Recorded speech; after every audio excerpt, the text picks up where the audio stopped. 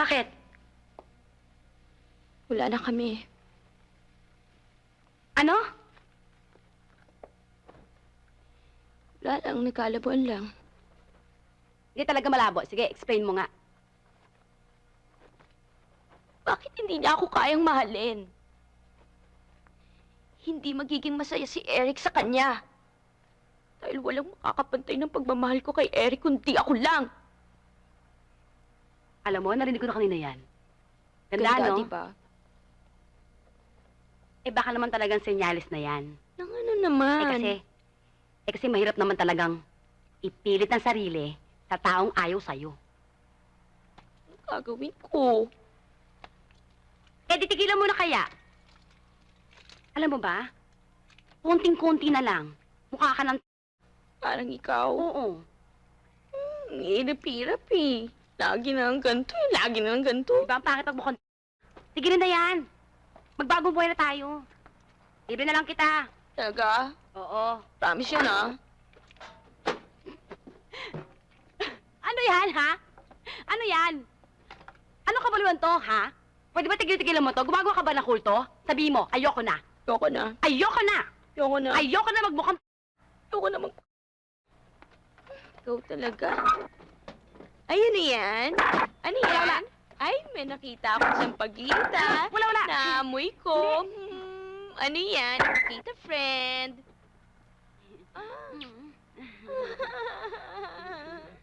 Ayoko na. Ayoko na. Ayoko na. Ayoko na. Ayoko na. Naglolokohan lang tayo. Best friend nga kita. Idol kita eh. Ang kita dito, no? Pwede siyang stop toy. Kaya na? Tena? Ilang beses akong babalik-balik doon sa building na yun. Hinahanap-hanap kita. Akala ko doon ko pumapasok eh. Nag-apply lang ako ng trabaho noon. Natanggap ka naman? Hindi eh. Hindi raw ako qualified. Gusto mo tulungan kita. Ipasok kita sa trabaho. Nora? Magdamag kitang hinintay, ate. Gusto sana kita makausap. Ate? Magkapatid kayong dalawa? Tingnan mo nga naman, small world. Dito pa tayo magkikita-kita. Kilala mo si Nora, Jerry? Muntik na nga maging tragedy yung pagkikita namin eh. Muntik ko siya masagasaan. Kasalanan ko yon, ate. Wala kasi ako sa sarili ko nung tumatawid ako sa kalye. Baka ako may kasalanan. Kasalanan mo o hindi? Gaano ba kahalaga ang subject matter na yan? Sa oras na ito ang mahalaga, ang kafing pinaghirapang kontemplahin para sa'yo. Mamaya na tayo mag-usap, Nora. Jerry? Come on. Yeah. Sit down. The best coffee in town.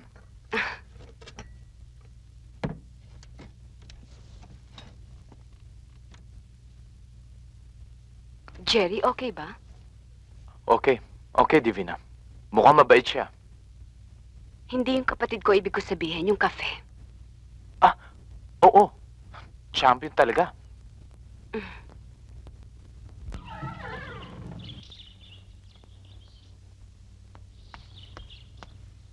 Thanks for the coffee, ah. Now you know where the best coffee in town is. Yeah. Bye.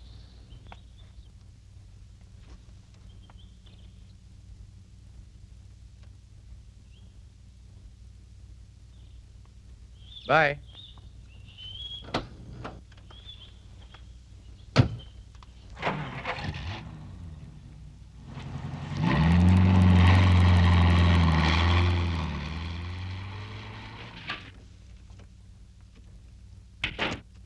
Akala ko ba'y matibay na mga pakpak mo? I'm sorry, ate. Sorry. Para kang sirang plaka. Eh kung hindi kita tanggapin dito ngayon, Ate, nagiging masikip sa ating dalawang tahanang ito. Ngayon mo lang nakilalang boyfriend ko, masama na kagad ang tingin mo sa kanya. alam mong hindi totoo yan. Kundi lang ako naawa sa'yo, pababayaan kitang lumaboy sa kalye. Sa susunod, pag naglayas ka uli, huwag ka nang babalik dito, ha?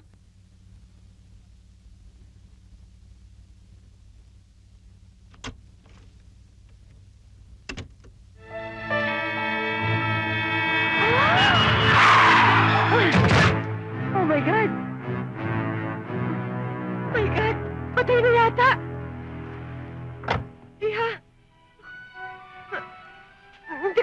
sadya. I'm sorry, Iha. Ako tulungan. Ako po, Diyos ko. Ay, Iha! Ma, ano nangyari? Maano ba bawal yan dito? Buti naman dumating kayo mga anak. Ang dati nyo nasan? Nasa meeting ba siya? Teka, maano ba talaga nangyari? Nabundol ko siya eh. Dok?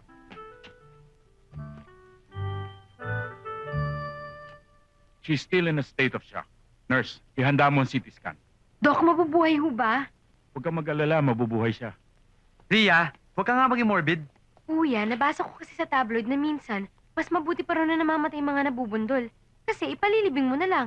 E kapag nabuhay daw, habang buhay kang hinga ng pera, tapos paaralin pa yung mga anak, yung mga kapatid, baka makulong ka pa. Tignan mo, Randy. Tignan mo natututunan nitong kapatid mo sa boyfriend niyang... Yagit? I didn't say that, ha? Hep, hep, hep, hep. Ceasefire muna. Ceasefire. Asikasuhin na muna natin itong kawawang babaeng to. Ria, tawagan mo si Daddy, sabihin mo, sundin na kayong dalawa dito ni Mami. Tawagan mo kagad ang daddy mo.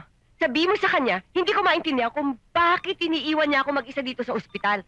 Sabihin mo sa kanya, baka mamaya ako lahat ang magbayad nito. Wala naman akong kasalanan. Sabihin mo sa kanya, pumunta siya kagad dito.